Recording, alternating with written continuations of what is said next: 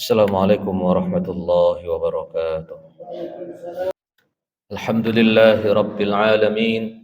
Iyyahu na'budu wa iyyahu nasta'in. Tsumma assalatu wassalamu ala habibi rabbil alamin sayyidina wa maulana Muhammadin wa ala alihi wa ashabihi wa man sara ala nahjihi ila yaumiddin.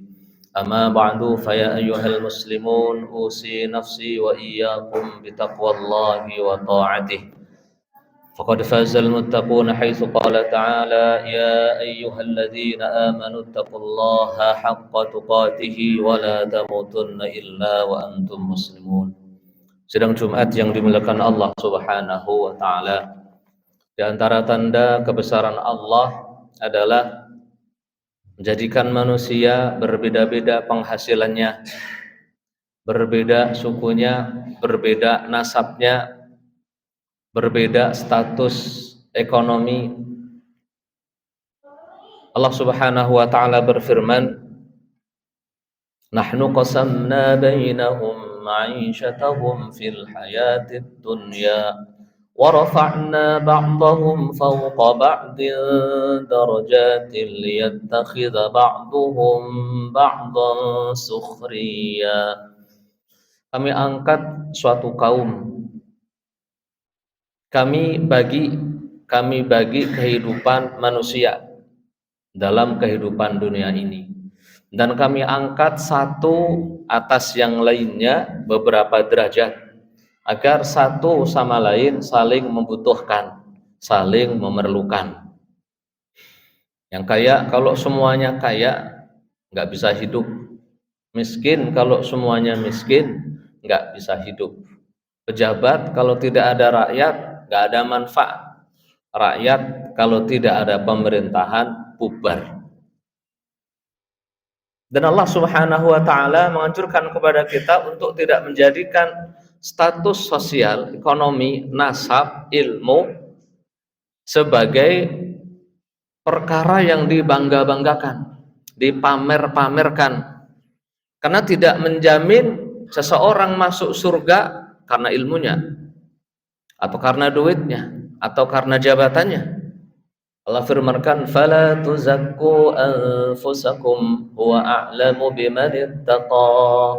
Jangan kalian mensucikan diri kalian sendiri, membagus-baguskan, tidak boleh. Karena yang takwa siapa? Allah yang tahu. At-taqwa hahuna, kata Nabi, takwa itu adanya di hati. Kalau yang kelihatan di Facebook, kelihatan di YouTube, kelihatan di TikTok, kelihatan di mana, itu kelihatannya manusia. Sejatinya seperti apa? Wallahu a'lam. Ikhwatal iman yang dimuliakan Allah Subhanahu wa taala. Di akhir-akhir ini, mulai dari tahun 2001 memuncak tahun 2002 sampai sekarang, muncul fenomena yang disebut dengan flexing, atau istilahnya memamerkan harta, memamerkan prestasi, memamerkan apa di media sosial. Bagaimana tinjauan syariat terhadap hal tersebut? Hal tersebut fihi makhatir, banyak bahayanya. Kenapa? Yang pertama, pamer itu adalah sifatnya orang-orang kafir. Dulu ketika baginda Nabi SAW hidup di Madinah, kagak bisa haji, umroh sulit. Orang-orang kafir membanggakan, kami yang haji tiap tahun. Kata orang kafir, kalian mah kagak bisa haji, kami yang menjaga, melayani Masjidil Haram, kata mereka. Oleh Allah Subhanahu wa taala dimentahkan klaimnya, aj'altum siqayatal haji wa imaratal Masjidil Haram kaman amana billahi wal yaumil akhir. Apakah kalian menjadikan khidmah kalian makmurkan Masjidil Haram itu, kalian kira lebih mulia dibandingkan Muhammad, lebih mulia dibandingkan orang-orang beriman? Kata Allah, enggak, beda. Nggak ada gunanya ibadah kalau dipamer-pamerin. Zaman sekarang orang haji, orang umroh pamer, orang sedekah pamer, orang mau bagi zakat dikumpulin tuh masyarakat, yang kere-kere, yang miskin-miskin dikumpulin dulu. Baginya cuma 50.000, 100.000. Kadang ada orang tua mati desak-desakan hanya untuk ngambil zakat. Islam nggak seperti itu. Rasulullah, para sahabat yang kaya-kaya itu, kalau mau membagikan zakat, bahkan pengen bagi bantuan dari Baitul Mal, kalau bahasa kita dari kas negara. Bukan masyarakatnya yang disuruh datang, ngantri, difoto. Zaman dulu memang nggak ada foto, nggak seperti itu. Tapi aparatnya, pejabatnya yang datang ngetuk tiap rumah ngasih bantuan. Sekarang tidak, miris kita. Yang kaya pengen diekspos sebagai orang yang kaya. La haula wala quwata illa billah. Kita lihat Qarun.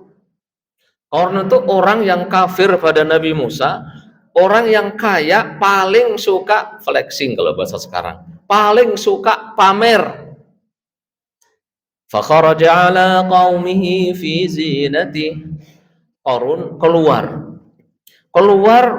ke kaumnya fi zinati, dengan semua duit-duitnya, dengan kereta kuda zaman dulu entah terbuat dari emas atau apa, dengan dayang-dayangnya, dengan prajurit-prajuritnya, dipamerin semuanya.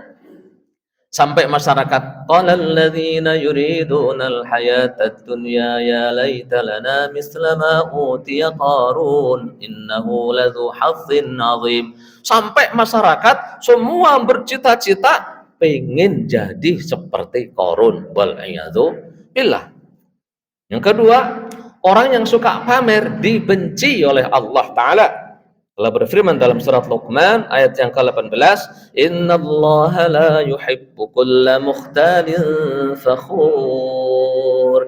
Allah tidak suka, karih, benci, yubghid, siapa? Orang-orang yang sudah congkak, pongah, suka pamer pula, dibenci oleh Allah Subhanahu wa ta'ala. Kemudian qatal iman yang dimuliakan Allah Subhanahu wa ta'ala. Yang ketiga, pamer itu adalah perilakunya masyarakat jahiliyah, perilakunya masyarakat bodoh.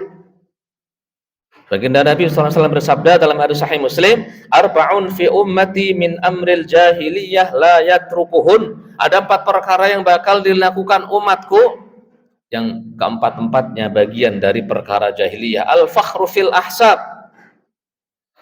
membangga-banggakan keturunannya, keturunan ningrat, keturunan bupati, keturunan pejabat, keturunan orang kaya, 7 keturunan kaya terus, 7 keturunan kaya terus dibangga-banggain.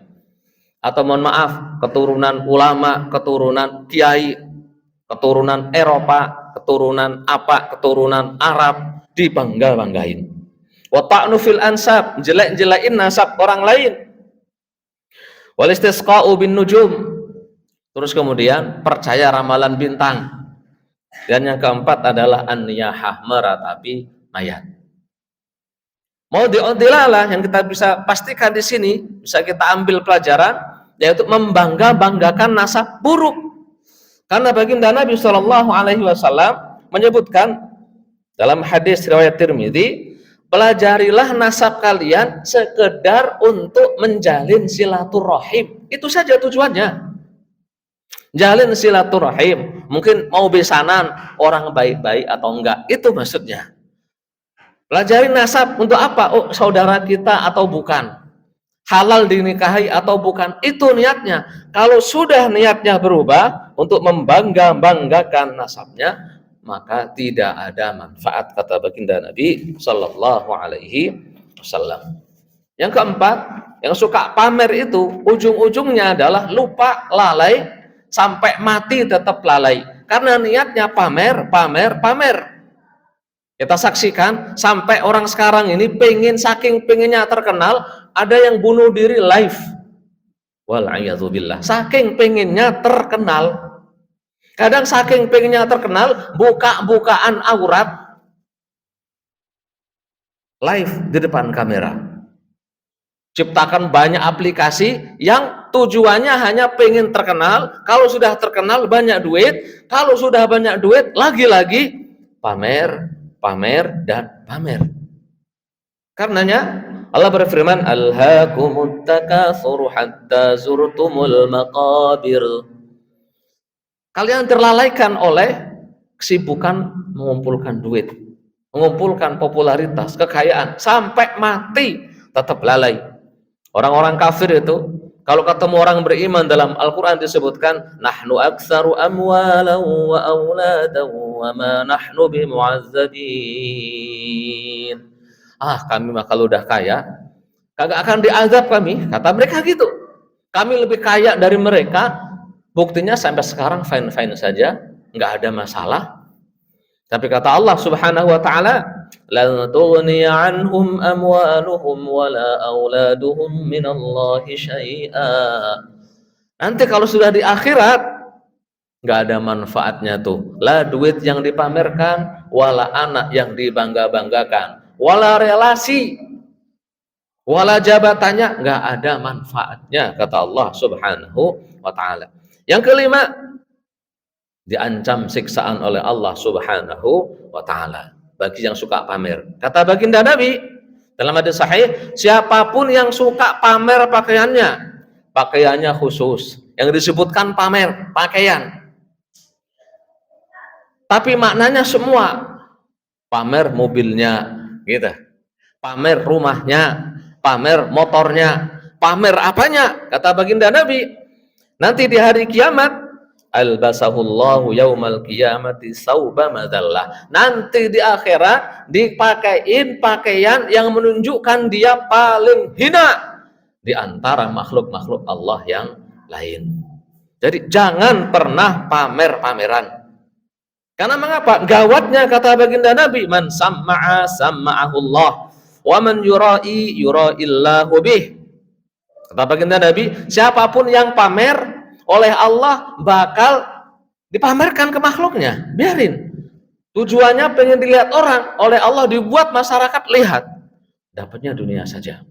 Siapapun yang pengen didengar, masyarakat dibuat dengar oleh Allah Subhanahu wa taala. Tapi di giliran nanti di akhirat tidak dapat bagian apa-apa. Wal'iyadzu billah. Yang keenam, suka pamer itu membuat kelemahan bagi umat Islam, terutama generasi muda. Coba kita lihat sekarang, generasi muda ini jarang sekali yang punya semangat untuk memulai dari bawah.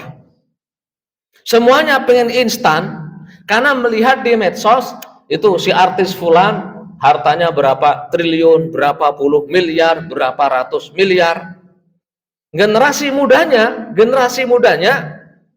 yang perempuan terutama lihat artis-artis fulan karena hanya pamer aurat, pamer dada, pamer paha, dapat banyak duit dengan live di TikTok, di Bigo, dan sebagainya. Akhirnya rusak imannya. Jadi pamer itu yang merusak, orang tidak bertanggung jawab, yang dirusak justru generasi muda. Makanya cara paling efektif menjaga anak-anak kita adalah dengan membatasi mereka menggunakan medsos agar tidak lihat yang aneh-aneh, agar otaknya tetap lurus. Saya ketemu dengan banyak anak muda, anak-anak SD, TK, SMP, SMA. Ketika saya tanya, hampir semuanya saya pengen jadi YouTuber. Wes gitu. Nggak jauh-jauh pengen jadi YouTuber, entah YouTuber gaming, entah YouTuber apa, semuanya pengen jadi YouTuber. Tujuannya duit, tak peduli halal, tak peduli haram, mau ngumbar aurat, mau merugikan bapak emaknya, mencoreng nama keluarga, nggak peduli. Yang penting duit. Apalagi anak muda sekarang kadang minjem, nyewa mobil yang mewah-mewah untuk dipamerin, ujung-ujungnya melakukan pelanggaran hukum. Saya berhasil ini, punya mobil ini, rumah itu, semuanya hasil sewa, kemudian jadi YouTuber, Ngajak orang investasi ternyata bodong, semuanya hanya pilihan, hanya pinjaman, hanya sewaan. Terlebih kalau emang dia beneran kaya, sering dipamerkan ke masyarakat, memperlemah dia sendiri dan umat. Kenapa? Masyarakat akhirnya males. Orang miskin kalau melihat banyak yang pamer, bisa jadi nggak kuat nahan godaan iman. Dia sendiri bisa celaka. Kenapa? Ingat, ada hasad. Banyak orang kaya pamer, ujung-ujungnya rumah tangganya berantakan, cerai. Artis suka pamer harta, cerai. Anaknya terkasih narkoba, apa, rusak semuanya. Karena mengapa? Ingat, mata ada hasadnya. Ada penyakit namanya hasad dan ain. Kata baginda Nabi, al-ainu haqqun, penyakit ain itu benar.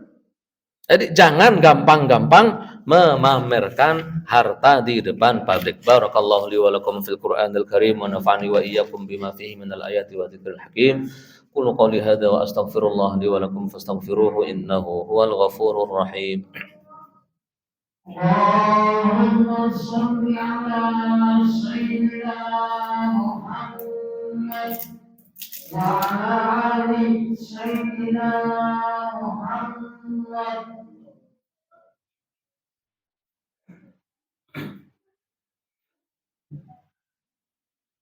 Alhamdulillahi wa kafa wassalatu wassalamu ala habibina Muhammadin al-Mustafa wa ala alihi wa ashabihi wa man bi atharihi iktafa.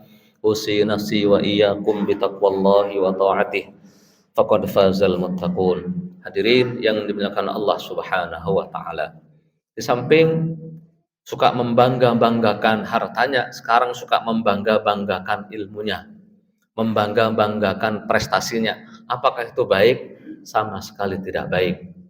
Baginda Nabi sabdakan, man istada ilman wa lam yasdad hudan ma zada ilallahi illa bu'dan. Siapapun yang nambah ilmunya tapi tidak nambah takwanya, dari Allah bukan semakin dekat tapi justru malah semakin jauh.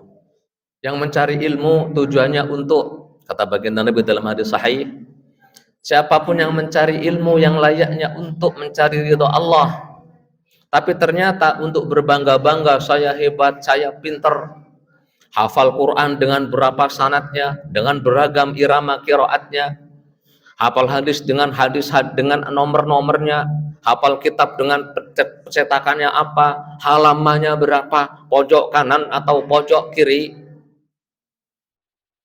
Apa pentingnya hal tersebut semua? Itu tidak pernah kami temukan kecuali zaman-zaman sekarang ini.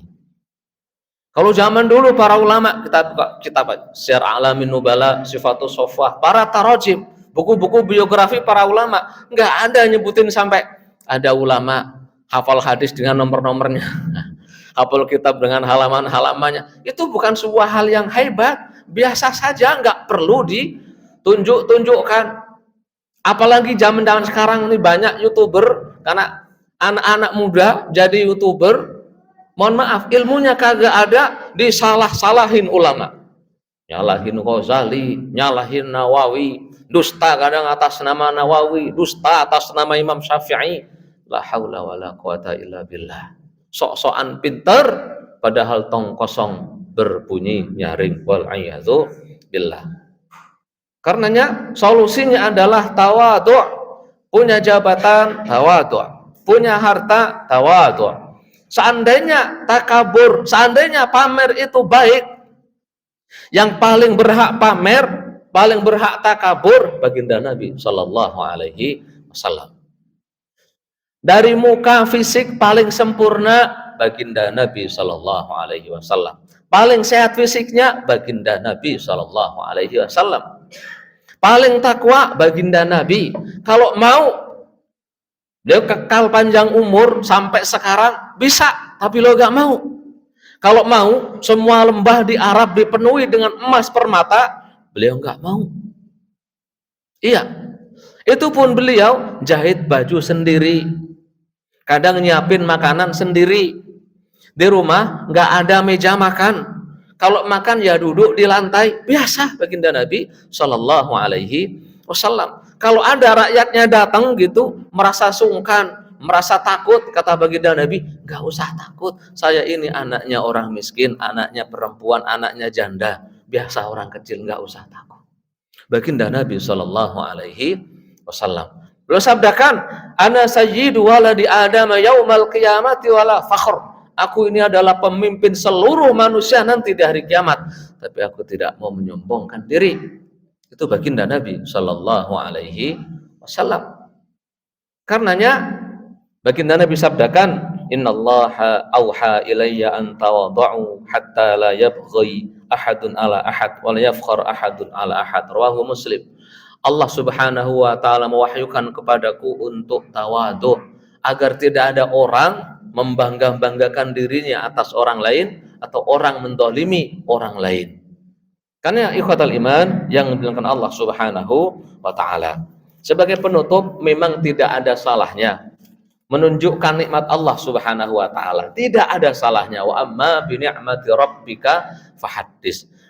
Tahaddus bin nikmah, menunjukkan nikmat itu boleh.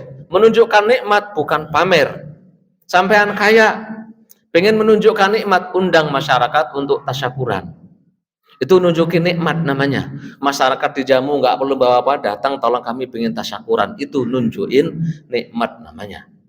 Beli baju, beli mobil, bagus, oke, tahadus bin nikmah, tapi tidak untuk dipamerkan. Bahkan dalam beberapa riwayat diriwayatkan baginda Nabi menganjurkan kita untuk menyembunyikan nikmat itu kalau kita khawatir ada yang hasad.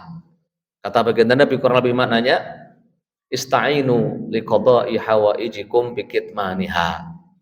Mintalah tolong pada Allah untuk menggapai cita-cita kalian dengan menyembunyikannya. Jangan gampang-gampang dipamerkan, ditampakkan. Hadza wa sallu wa sallimu ala man qad amarakumullahu bis-salati was-salami alaihi. Haitsu qala ta'ala, innallaha wa malaikatahu yusalluna 'alan nabi. يا أيها الذين آمنوا صلوا عليه وسلموا تسليما اللهم صل على نبينا محمد وعلى آله وأصحابه أجمعين وارحمنا معهم برحمتك يا أرحم الراحمين اللهم اغفر للمسلمين والمسلمات والمؤمنين والمؤمنات الأحياء منهم والأموات اللهم أرنا الحق حقا وارزقنا اتباعه وارنا الباطل باطلا وارزقنا اجتنابه ربنا آتنا في الدنيا حسنة وفي الآخرة حسنة وقنا عذاب النار عباد الله إن الله يأمر بالعدل والإحسان وإيتاء ذي القربى وينهى عن الفحشاء والمنكر والبغي